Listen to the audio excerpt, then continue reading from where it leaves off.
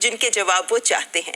और इसी सवाल जवाब के लिए ही हम आज इस विशेष सत्र का हमने आयोजन किया है और हमारे साथ हैं केंद्रीय मानव संसाधन विकास मंत्री डॉक्टर रमेश पोखरियाल निशंक। डॉक्टर साहब, बहुत बहुत स्वागत है आपका।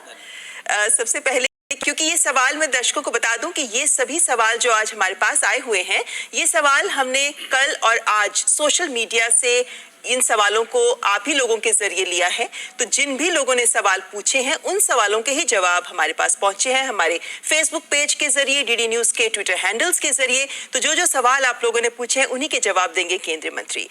डॉक्टर निशंक, अगर हम सवालों के सिलसिले की शुरुआत करें तो सबसे पहला सवाल हमारे पास आया है समीर सौरभ सिंह, जो मुजफ्फरपुर से हैं, और उन्होंने अपना सवाल पूछा है। और उनका सवाल वही सवाल है जो बहुत लोग पूछना चाहते हैं। शिक्षा के क्षेत्र में अगर हम देखना चाहें तो एक बड़ा सवाल जो सब लोग पूछ रहे हैं कि नया सत्र कब शुरू होगा, लेकिन उससे पहले एक और बड़ी बात जो सब लोग जानना चाहते हैं, स्कूल कब खुलेंगे और सोशल डिस्टेंसिंग जैसे नियमों के लिए भी क्या योजना बनाई गई है। स्वाभाविक ये है कि सबके मन में ये विचार होगा। और जैसे अभी आपने कहा कि इस देश में 33 करोड़ छात्र छात्राएं हैं और यदि उनके माता पिता को भी लगा दें तो ये 99 करोड़ होते हैं। उन 99 करोड़ लोगों के स्वभाव की ये चिंता कि स्कूल कब से खुलेंगे और खुलेंगे तो किन परिस्थितियों में होंगे और कैसे सामाजिक सुरक्षा की दृष्टि से उसको विभाग करेगा, स्कूल करेंगे, कॉलेज करेंगे, संस्थान करेंगे।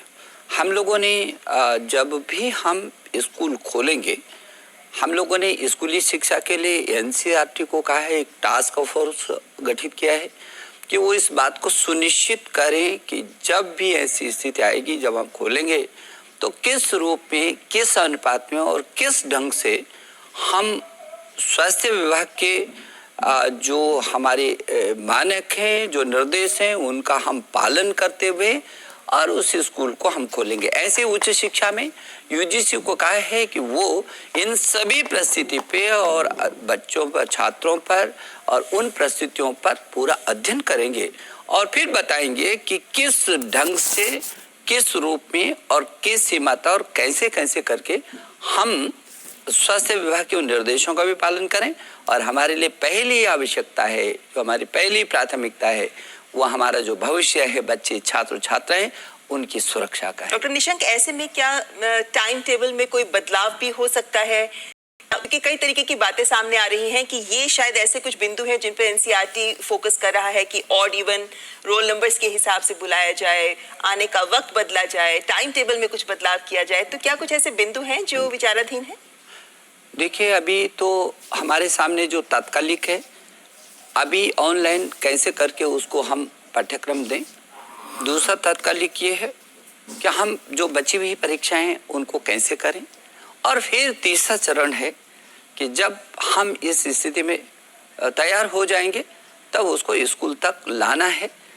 पाठ्यक्रम की जो आपने चर्चा की है, हम लोगों ने, एनसीईआरटी ने वैकल्पिक कैलेंडर दिया है, क्योंकि अभी जो स्कूल का जो पाठ्यक्रम था और आज जो घर पर है, ये कई एक ऐसी परिस्थिति आई है कि ना छात्र को पता था, ना विभाग को पता था, ना हमको पता था, ना देश को पता था, ना दुनिया को पता था कि ये कई कैसे गहरे संकट से होकर के पूरी मानवता गुजरेगी।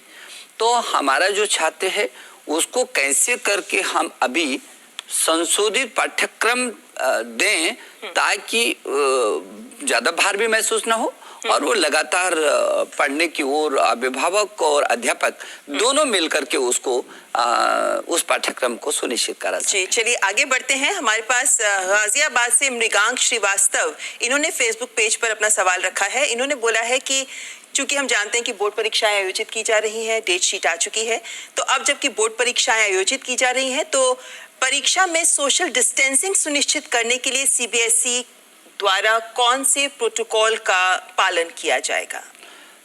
मृगांक, मैं आपको कहना चाहता हूं कि जब भी हम ये परीक्षा करेंगे, और जैसे कि आपको पता है कि पहले हमने 1 जुलाई से 15 जुलाई के बीच सीबीएसई के जो बची हुई परीक्षाएं थी, कुछ हाई स्कूल की थी और इंटर की थी, तो जो बची हुई परीक्षाएं हैं उनको करने के लिए तिथि घोषित की थी। अब विषयवार भी तिथि सुनिश्चित आपको मिल गई है और हम लोग इसको सुनिश्चित करेंगे कि किस तरीके से सामाजिक दूरियां हम उसका पालन कर सकें। लेकिन आपके लिए एक अच्छी सूचना ये है कि जो आपकी परीक्षाएं होंगी वो अब आप ही के स्कूल में होंगी, दूसरी जगह आपको जाने की जरूरत नहीं होगी। अच्छा, ये तो बहुत अच्छा है। इसलिए आपके लिए ये सुखद समाचार है कि आप अपने स्कूल में परीक्षा देंगे और आपके स्कूल वाले, आपके अभिभावक अच्छी तरीके से जानते हैं कि वहां पर किस तरीके से उनको स्वास्थ्य विभाग के उन निर्देशों का पालन करना है। जी, यानी अभी तक डॉक्टर निशंक जिस तरीके से बोर्ड की परीक्षाओं के लिए खास तौर पर सेंटर्स बनाए जाते थे जी। और जो अपना स्कूल होता था उससे दूर कोई सेंटर बनाया जाता था,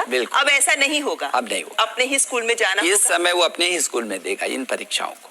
जी जी, चलिए अगला सवाल लेते हैं। एक और हमारे ट्विटर हैंडल पर एक सवाल आया है कि अब एग्जाम पेपर्स का मूल्यांकन शुरू हो चुका है, तो उसको लेकर क्या प्रक्रिया अपनाई जा रही है? अनूप, जो आपकी चिंता है और आपने भी कुछ विषयों की परीक्षा दी होगी और लगभग 171 प्रश्न पत्र पूरे हुए हैं, जिसमें लगभग 1.5 करोड़ से भी अधिक जो उत्तर पुस्तिकाएं हैं उनका जांचने का काम अभी शुरू किया है। आपको याद होगा कि पीछे के दिनों में हमने गृह मंत्री जी से निवेदन किया था और उन्होंने हमको ये छूट दी है, व्यवस्था दी है गृह मंत्रालय ने कि हम जो 3000 हमारे सीबीएसई के स्कूल हैं जो जांच केंद्र बने हुए थे, उत्तर पुस्तिकाओं के जो जांच केंद्र थे, उन केंद्रों से अध्यापकों तक वो उत्तर पुस्तिकाएं पहुंचाई जाएंगी। वो युद्ध स्तर पर चल रहा है।